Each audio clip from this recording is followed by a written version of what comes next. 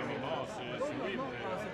Je tiens vraiment, Madame Hessel, à vous remercier.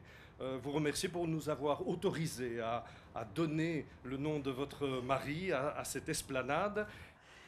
Stéphane, au fond, a été un homme cohérent à travers toute sa vie. Je pense qu'il le tient de l'époque où il a été en camp de concentration.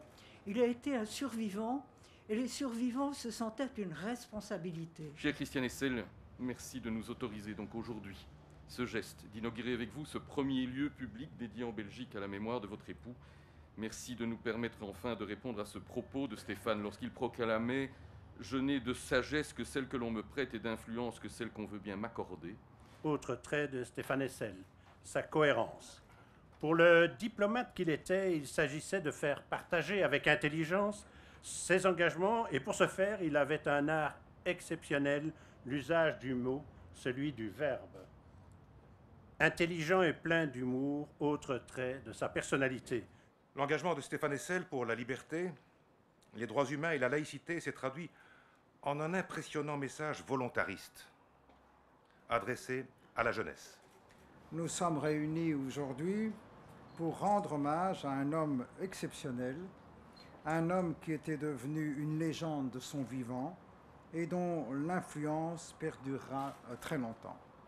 Ce n'est qu'à la fin de sa vie que Stéphane Hessel est devenu une conscience morale de toute son époque.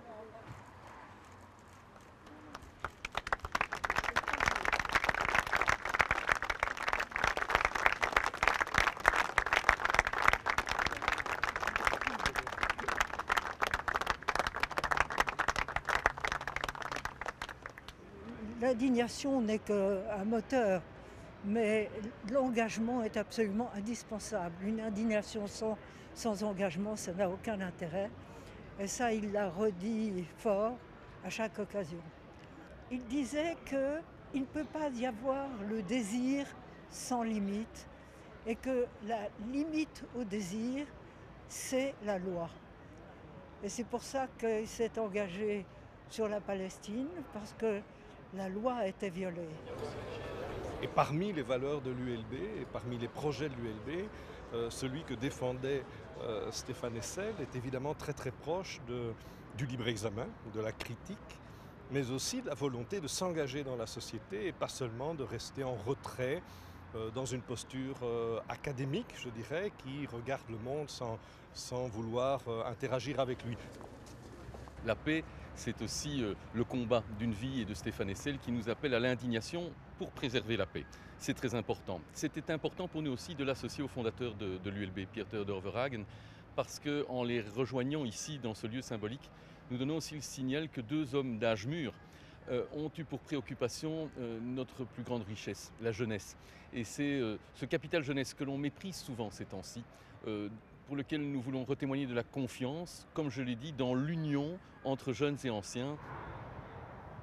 Chaque homme a sa part d'ombre et de lumière, mais comme on l'a dit tout à l'heure, on a évoqué ici trois personnes qui vont se parler longtemps encore, que ce soit Francisco Ferrer, que ce soit Verhagen ou que ce soit Stéphane Hessel. Au fond, leur combat foncièrement, fondamentalement est le même.